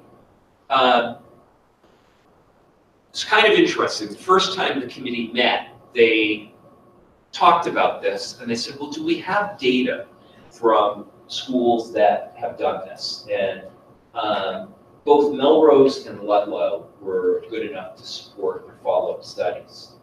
One of the issues that particularly came out of Ludlow was the fact that the high school students, you would think they would like this the most. They liked it the least. Why did they like it the least? They got pounded with work. A lot of kids were reporting they were getting 8 to 9 hours worth of work on an ASL day. And I spoke to Todd Gabza, who's the superintendent. He said, you know, honestly, I don't think it was mean-spirited. I just think in a pilot year, our teachers really wanted to be fastidious about doing this, and they probably went a little on the heavy side. So I think our thinking is, look, that definitely fits in the parameters of a half day, which counts as a full day. But I think there's always going to be variability on how much a student is going to put into it, where there might be an expectation, oh, this assignment only kind of takes a half hour, but the reality will be maybe it's going to take more like 45 minutes or an hour, based upon you don't necessarily have that teacher right in front of you with the feedback, instant feedback, and so on. So the consensus viewpoint was that for a starting point, was a very reasonable duration. So how does this call? Okay, so the vision would be I would make the call on a cancellation day, but I would also announce whether it was going to be an alternative structured learning day. Okay, in some cases it might be, all right, it's morning time, and oops, there's no way we're going to get into school. Therefore, I'm going to say no school Mendon-Upton, but oh, by the way, it's also an ASL day. Okay. So a few caveats. If there is obviously no power or internet anywhere within our communities, it wouldn't be an ASL day. Okay. Or if it's in the forecast, oh my God, we've got a nasty nor'easter coming up the coast and it's really, really heavy, wet snow and it's ice. I'm probably not going to call an ASL day if there's a chance that there could be power outages. It may be I announce it well into advance. So we probably will go through the joy of that February-March weather cycle. And where we know, okay, we're going to get clobbered with one storm per week. And I might say, okay, our next snow day, whenever it's going to be, in all likelihood will be an ASL day. So to kind of give our staff members, but also our students and families the heads up that an ASL day in all likelihood will be the next. Teacher expectations, and this goes in line with the guidelines that teachers would have to be on call throughout the day, but throughout the workday, but to designate specifically 2 hours that would be virtual office hours. So that would be if a student or a family emails you or contacts you through Google Classroom or whatever it means, you're going to have a rapid response to a specific question that might be around an assignment. As far as turning in ASL day assignments, students will have a maximum of 5 days to submit those assignments.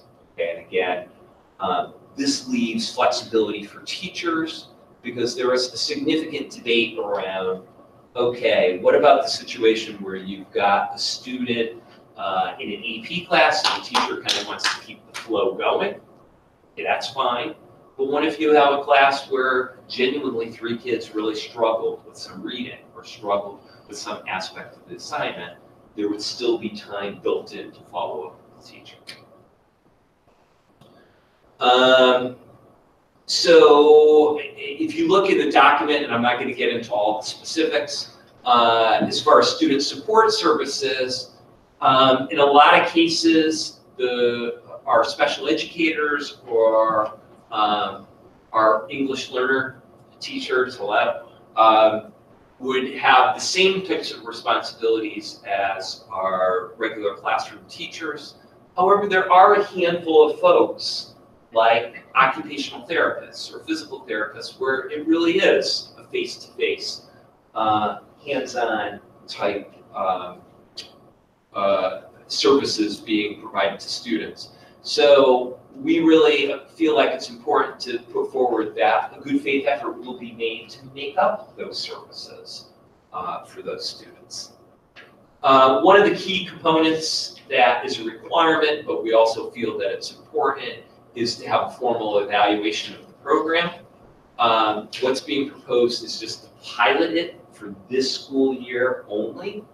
And then kind of looking at both quantitative and qualitative measures to measure the effectiveness of this. So one could be taking a look at the completion rate of ASL assignments across various grade levels, the schools in the district. It's kind of interesting. Some of our parents around the table, I think we had some New Hampshire natives The state of New Hampshire has been explicit in putting the benchmark of 80%. So if you do not get 80% of assignments in, it doesn't count as a school day. Massachusetts has not gone in that direction yet. We felt it was important to be transparent and kind of put in this guideline document that our goal is 80% completion.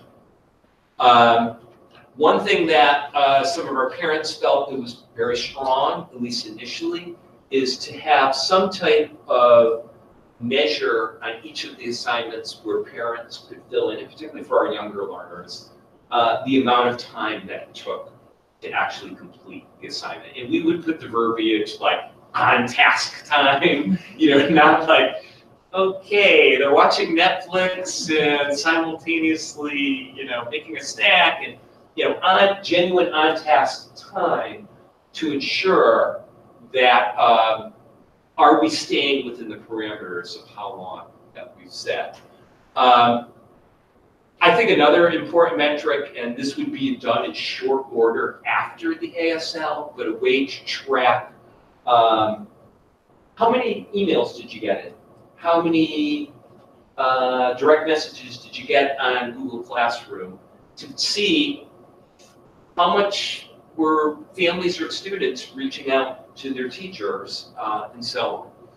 And then, as the other districts have done, we would do a comprehensive survey, probably in April after the bad weather season has ended, to kind of get perceptions around how well this works. Okay? So as far as our next steps,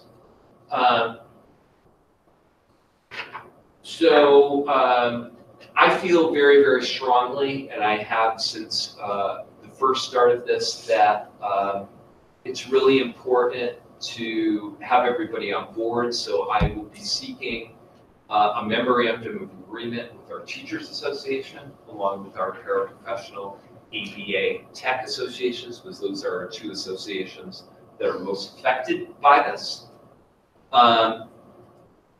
I think one of the things, and I believe it's also in the guidelines document, it's really important to do an assessment to know exactly how many of our families do not have high-speed internet.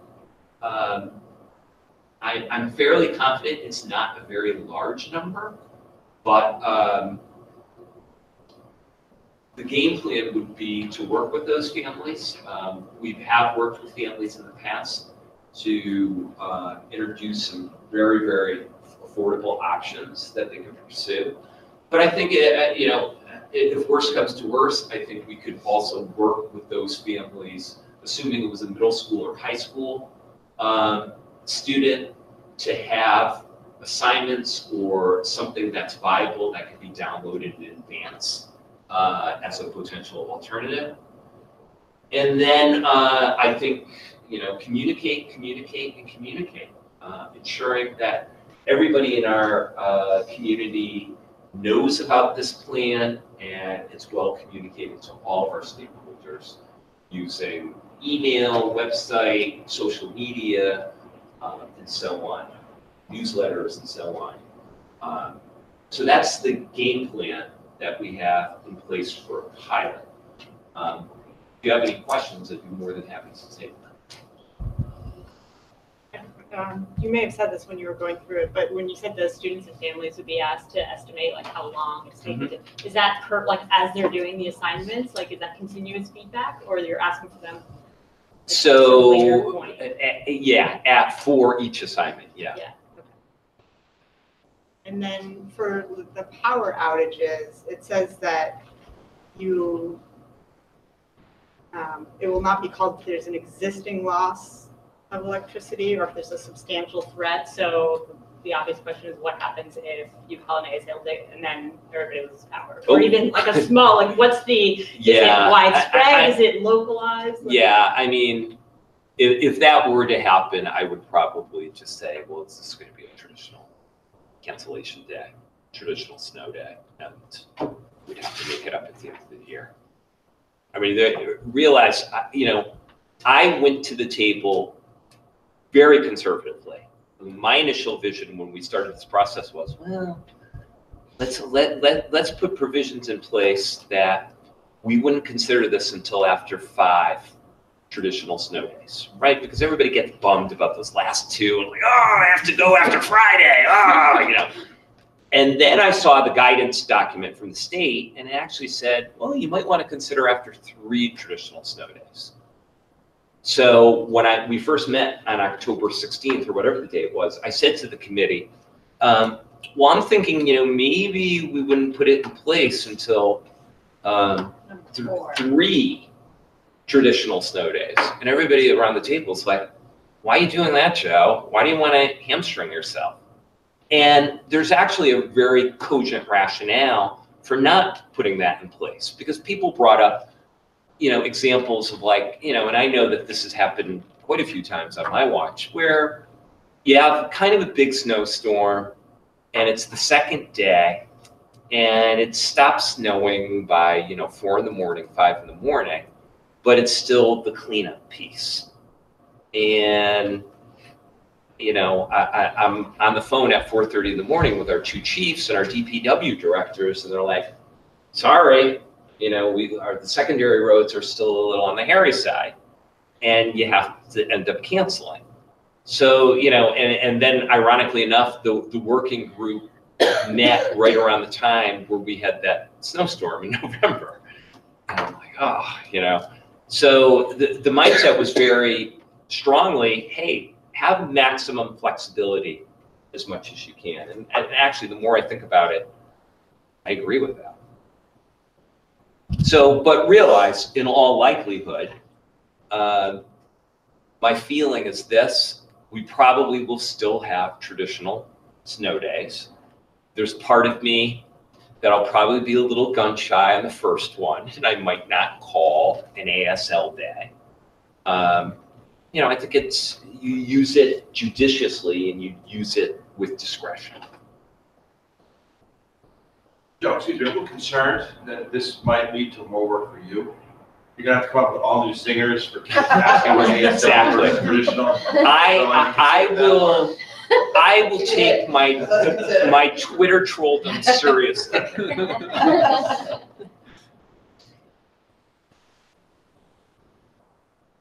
How about for teachers who, if you call it an ASL day, but they have their own children and they're required to be on call, like, their kids are home from school as well. Would that be a consideration? So my feeling is this. Let me give you a second hypothetical. And the second hypothetical is, what if the teacher was really sick and the teacher was going to have a sick day anyway? Okay, it's, do we have to come up with sub-ASL plans, a sub-plan for, my feeling is, if they're home with their children, asking for that 2 hours to be reasonably mindful and then also to be monitoring, I don't see that as necessarily a stretch. It's something that is unreasonable. I personally think, Diane, that chances are during a traditional snow day, people are probably hopping online at some point during the course of the school day. So I don't see it as anything. I don't even know that how is many people that onerous. affects in our district in terms of what our teacher population is at. I know there are some, I can think of one teacher that has 3 young kids. But I don't know. Yeah. It feels like putting something in place like this, something's going to go wrong. I mean, you got to be honest with ourselves. Something is going to go wrong. But if we don't try it, yeah, it's a pilot. Yeah, I mean, this is really exciting to try. Yeah. So I'm all for it. I see it as a step in the right direction. I think it we're a district that has invested a great deal of time, money, energy into technology.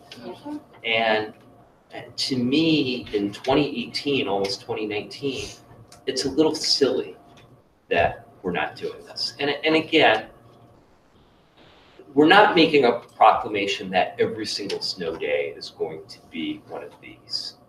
And God bless the 44 people that were on my committee. God bless you. They thought of every single possibility, every single type of worst case scenario. And one of the first ones was, oh my God, what are we going to do if we lose power, we lose internet, and so on. And I think we've come up with guidelines that kind of, they don't probably cover 100%, but they cover a lot. And I think the reasonable thing is, do I have confidence that our professional staff will provide meaningful opportunities to kind of keep the momentum, to keep the learning going? And that is a lot more productive than sitting in a classroom on June 23rd. Absolutely. I agree without a shadow of a doubt. I couldn't agree more, because when you cancel school and you tack that day on to the end of the year, the chances of it being actually useful is very, very low. I think that this is a much better alternative. Well, and also all the schedule stays the same for all of the AP courses and everything. So the less days you get to utilize, the worse it is for the students up against those yearly schedules.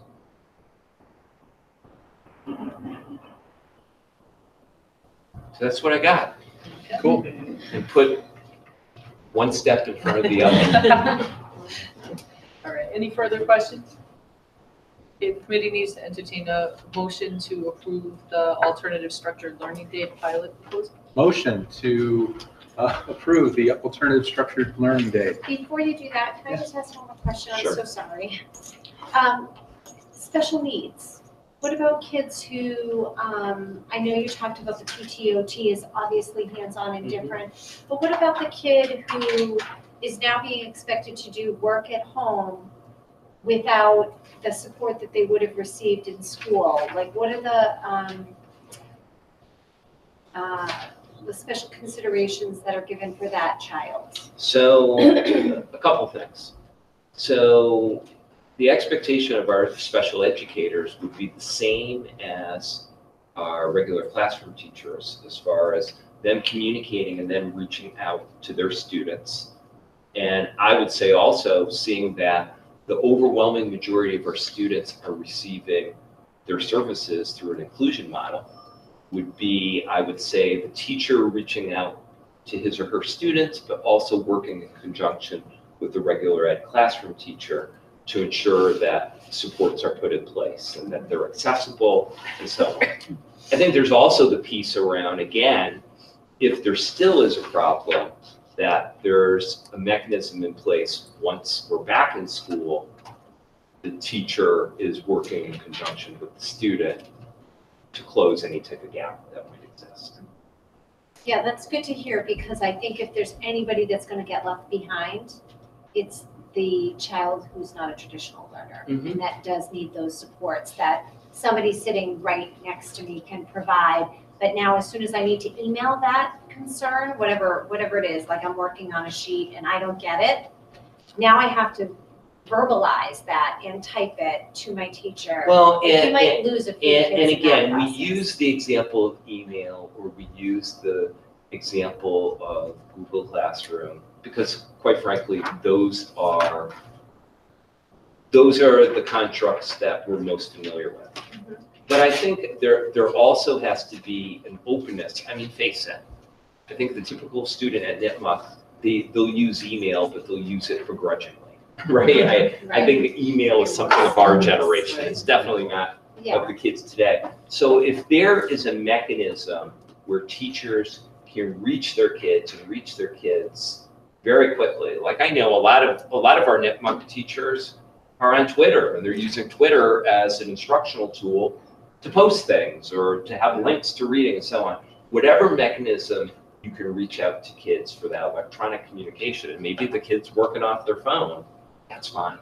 And I guess I'm not thinking so much about the older kids. I'm thinking more about the younger kids. That's what's going on in my brain. I'm thinking about the student in second grade that can barely even verbalize what they're struggling with. That's what I'm. And I just think we need to be mindful, and you just address that in terms of the follow-up that happens after an ASL day. Yes. That we make sure that kid that was struggling anyways isn't going to be even further behind the class because they didn't have that person sitting next to them, assisting them through the hard process, whatever that process is for them, that is much more difficult. Yeah, and I think what you're going to find, at least for this first one out of the bat, so keep in mind, at the elementary level, you literally have a very nice ASL folder, and that will go home with students. I think you're going to find teachers are going to work in teams in developing a consistent assignment. You know, I was speaking to Deb Swain about what the fourth grade team at Memorial was planning. So I think if there's at least, definitely for the first one, there's forethought about, okay, this is the assignment that we're going to give our kiddos. They can work in conjunction with the special educators for that grade level to think, okay, in advance, what are some supports or how do we make certain accommodations so for this particular student? Exactly. Okay. So I think, again, I'm going to be judicious in calling this. I'm definitely going to be judicious about the first one to make sure that we've got that communication and we've got some of those support pieces definitely in place. I echo Sean's sentiments. Like, I'm excited about it. I think, again, the value of an ASL versus June 27th is definitely outweighs. You know, I think there's great potential there, and you're never going to know if you don't dive in. Yeah. So you got to just jump in sometimes. So. Yes, just for you, Joe, I think Bumbles still bounce. So. Any further questions? All right, so make a motion to adopt the Immersion Alternative Structured Learning Day proposal. Second. Any further questions? Hearing none, all those in favor signify by saying aye. Aye. All those opposed, nay. The ayes have it, and it's approved unanimously. Next, we move on to correspondence. Is there correspondence that the committee needs to hear? No, to my knowledge, there is not. Okay. No correspondence. Are there other matters not anticipated by this committee within 48 hours of the posted meeting? Okay. Hearing none, future agenda items include the MERSD Golden Apple Award on January 7th, the MERSD Fiscal Year 2020 First Pass Budget on January 28th, and another update on homework. Yes. As the member has requested. All right, anything else? Okay, committee will entertain a motion to adjourn. Motion to adjourn. Second. All those in favor? Aye. Aye. Meeting is adjourned at 9:02. Thank you. Happy holidays to everyone. Happy holidays. Happy birthday to our superintendent. Oh, really?